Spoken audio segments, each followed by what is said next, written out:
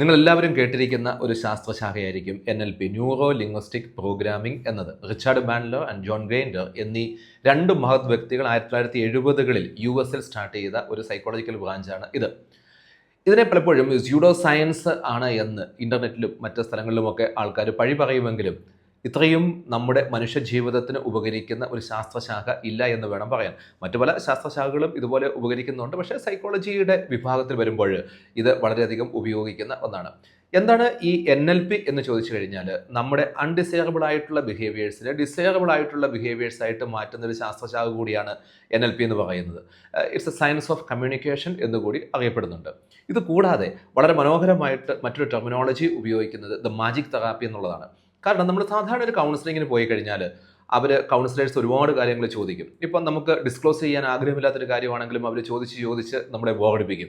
പക്ഷേ ഇത് കൗൺസിലേഴ്സിൻ്റെ കുറ്റമല്ല, അതൊരു പ്രൊസീജിയറിൻ്റെ ഭാഗമാണ്. പക്ഷേ NLP അറിയാവുന്ന ഒരു കൗൺസിലറുടെ അടുത്തേക്ക് നിങ്ങൾ പോയി കഴിഞ്ഞാൽ അതിൻ്റെ ഗുണമെന്ന് പറഞ്ഞു കഴിഞ്ഞാൽ വളരെ ക്വിക്കായിട്ട് ആ പ്രോബ്ലത്തെ ഇല്ലാതാക്കുന്നതിന് വേണ്ടിയിട്ട് അത്തരത്തിലുള്ള കൗൺസിലേഴ്സിന് സാധിക്കും എന്നുള്ളതാണ് വസ്തുത. ഈ NLPയുമായി ബന്ധപ്പെട്ട ഒരു തെറാപ്പി നിങ്ങളുടെ മുമ്പിലേക്ക് അവതരിപ്പിക്കുക എന്നുള്ളതാണ് എൻ്റെ ഇന്നത്തെ ഉദ്ദേശം. നിങ്ങൾക്ക് നിങ്ങളുടെ ജീവിതവുമായി ബന്ധപ്പെട്ട് എന്തെങ്കിലും മറക്കാനാവാത്ത അനുഭവങ്ങൾ ഉള്ളിൽ കിടപ്പുണ്ടെങ്കിൽ അത് ചിലപ്പോൾ നെഗറ്റീവ് ആയിരിക്കാം. അതിനെ എടുത്തു കളയുന്നതിന് വേണ്ടിയിട്ടുള്ളൊരു ടെക്നിക്കാണ് ഇവിടെ ഉപയോഗിക്കാൻ പോകുന്നത്. ആദ്യമായിട്ട് നിങ്ങൾ നിവർന്നിരിക്കണം, കണ്ണുകൾ അടയ്ക്കണം, ശ്വാസം 3 പ്രാവശ്യം ഉള്ളിലേക്ക് എടുത്ത് പുറത്തേക്ക് വിടണം.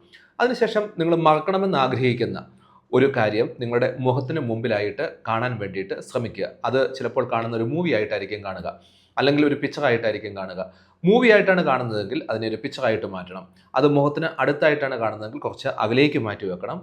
ആ കാണുന്ന പിക്ചർ ബ്ലാക്ക് ആൻഡ് വൈറ്റ് ആണെങ്കിൽ കുഴപ്പമില്ല, പക്ഷേ കളർഫുൾ ആയിട്ടാണ് നിങ്ങൾ കാണുന്നതെങ്കിൽ അതിനെ ബ്ലാക്ക് ആൻഡ് വൈറ്റ് ആയിട്ട് മാറ്റണം.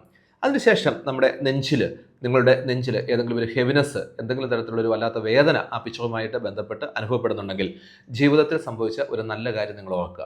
അതല്ലെങ്കിൽ ജീവിതത്തിൽ സംഭവിക്കാനിരിക്കുന്ന ഒരു നല്ല കാര്യം മനസ്സിലേക്ക് കൊണ്ടുവരിക.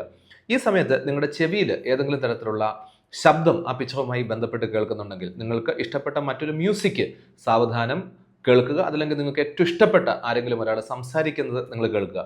അതിൻ്റെ വോളിയം പതുക്കെ കൂട്ടുക. ഈ സമയത്ത് നിങ്ങളുടെ വായിൽ ആ പിക്ചറുമായി ബന്ധപ്പെട്ട് ഏതെങ്കിലും ടേസ്റ്റ് അനുഭവപ്പെടുന്നുണ്ടെങ്കിൽ നിങ്ങൾക്ക് ഇഷ്ടമുള്ള വേറെ ഏതെങ്കിലും ഒരു ഭക്ഷണത്തിൻ്റെ ടേസ്റ്റ് വായിലേക്ക് മനസ്സിൽ കൊണ്ടുവരിക. അതോടൊപ്പം തന്നെ ഏതെങ്കിലും സ്മെല്ല് ഈ പിക്ചറുമായിട്ട് ബന്ധപ്പെട്ട് കിടപ്പുണ്ടെങ്കിൽ നിങ്ങൾക്ക് ഏറ്റവും ഇഷ്ടപ്പെട്ട മറ്റൊരു ഫ്ലവറിൻ്റെ ഫ്രാഗ്രൻസ് മൂക്കിലേക്ക് കടക്കുന്നതായിട്ട് ഫീൽ ചെയ്യുക. അതിനുശേഷം നിങ്ങൾ നേരെ നോക്കുക, ആ പിക്ചറിലേക്ക് തന്നെ നോക്കുക, നേരത്തെ കണ്ടിരുന്ന പിക്ചറിലേക്ക് നോക്കുക. നോക്കുന്ന സമയത്ത് ആ പിക്ചർ അപ്രത്യക്ഷമായിട്ടുണ്ടാവും.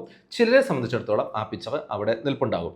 ഇനി നിങ്ങൾ ചെയ്യേണ്ടത്, ആ പിക്ചറിനെ നിങ്ങൾ ഒരു വലിയ ഗ്ലാസ് ഷീറ്റ് മനസ്സിൽ കണ്ടിട്ട് ആ ഗ്ലാസ് ഷീറ്റിലേക്ക് അതിനെ ഒട്ടിച്ചു വെക്കുക. അതായത് നിങ്ങളുടെ മുഖത്തിന് മുമ്പിലായിട്ട് ഒരു ഗ്ലാസ് ഷീറ്റ് കാണണം. ആ ഗ്ലാസ് ഷീറ്റിലേക്ക് ഈ പിക്ചറിനെ ഒട്ടിച്ചു വെക്കുക. എന്നിട്ട് സ്വന്തം കയ്യിൽ ഒരു ഹാമർ, ഒരു ചുറ്റിക എടുക്കുക. ആ ഗ്ലാസ് ഷീറ്റിൻ്റെ പ്രത്യേകത എന്ന് പറഞ്ഞാൽ നിങ്ങൾ ചുറ്റിക കൊണ്ട് ആ ഗ്ലാസ് ഷീറ്റിൽ അടിച്ചു കഴിയുമ്പോൾ ആ ഗ്ലാസ് ഷീറ്റ് പൊട്ടി ആ പിക്ചർ സഹിതം പൊടിഞ്ഞ് ഇല്ലാതായിട്ട് ആകാശത്തേക്ക് പറന്നു പോകും. ശരി, റെഡി ആയിക്കോളൂ. നിങ്ങൾ ചുറ്റിക എടുക്കുക, ആ ഗ്ലാസ് ഷീറ്റിലേക്ക് അടിക്കുക. ഇപ്പോൾ എന്താണ് സംഭവിച്ചിരിക്കുന്നത്? കംപ്ലീറ്റ് ആ ഗ്ലാസ് ഷീറ്റ് പൊട്ടി അത് പൊടിയായിട്ട് ആ പിക്ചർ സഹിതം പറന്നു പോയിരിക്കുന്നു. ഈ സമയത്ത് നിങ്ങൾ കണ്ണ് തുറക്കുക. കണ്ണ് തുറന്നതിന് ശേഷം ഇന്ന് രാവിലെ കഴിച്ച അല്ലെങ്കിൽ ഇന്നലെ വൈകുന്നേരം കഴിച്ച ഭക്ഷണത്തെക്കുറിച്ച് ഒന്ന് ഓർത്തേ. ഏത് ഭക്ഷണമാണ് കഴിച്ചതെന്ന്? Okay, very good. ഇനി സാവധാനം കണ്ണുകൾ അടയ്ക്കുക. കണ്ണുകൾ അടച്ചതിന് ശേഷം ആ പിക്ചർ അവിടെ കിടപ്പുണ്ടോ എന്ന് നോക്കുക. ചിലരെ സംബന്ധിച്ചിടത്തോളം ആ പിക്ചർ അവിടെ കിടപ്പുണ്ടാവും. എന്നാൽ ചിലരെ സംബന്ധിച്ചിടത്തോളം ആ പിക്ചർ കംപ്ലീറ്റ് അവിടെ നിന്ന് പോയിട്ടുണ്ടെങ്കിൽ വെരി ഗുഡ്.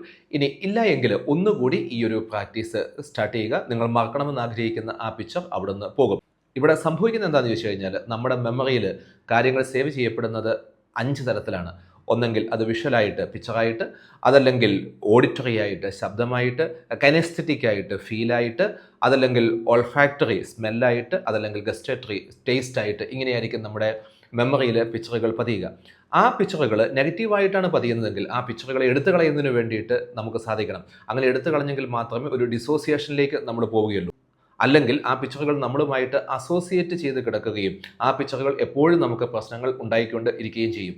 ഇങ്ങനെ നമ്മുടെ ഉള്ളിൽ നിന്ന് പിക്ചറുകളെ അതല്ലെങ്കിൽ ഫീലിങ്സുകളെ ഒക്കെ എടുത്തു കളയുന്നതിന് വേണ്ടിയിട്ടുള്ള ടെക്നിക്കാണ് നമ്മളിപ്പോൾ ചെയ്തത്.